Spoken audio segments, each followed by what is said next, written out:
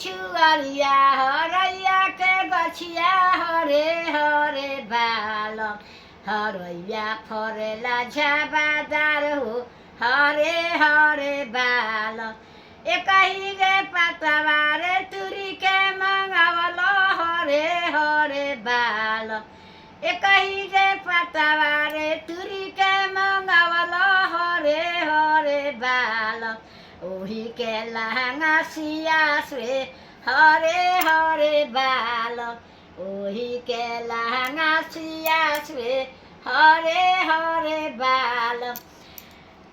लहंगा के सियाई दराजी चाउर देव हरे हरे बालम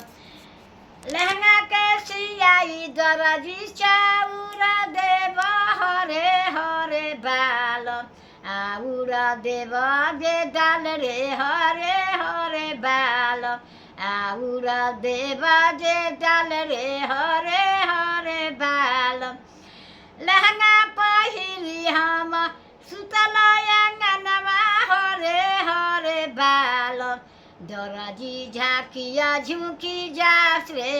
हरे हरे बालम दराजी झाकिया झुकी जास रे हरे हरे बालम सोने फूला फूले उजे बाबा के नगरिया हरे हरे बालम सोने फूला फूले जे बाबा के नगरिया हरे हरे बालम जाहि देव से रहनी कुआरे हरे हरे बालम जाहि देव से रहनी कुआरे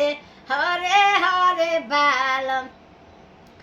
आगी त लगैबा यही ससुर के नगरिया हरे हरे बालम जाहि देश से दराजी छिनारे हरे हरे बालम जाहि देश से दराजी छिनारे हरे हरे बालम। मम्मी कौन कौनिया कौन चीज है झुमर उना शुरू में का कौनिया क्यों कौनिया हरहिया हाँ तो ई हरहिया का कहाला हरैया मतलब कुछ हो गाछ के गाछ हो अच्छा मोरा पिछुअरिया हरैया के गछिया हरे हरे बाल तो मने उहे हरहिया के गछिया का कहाला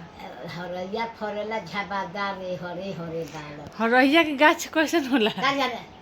अब गाल लगता बन रहा अच्छा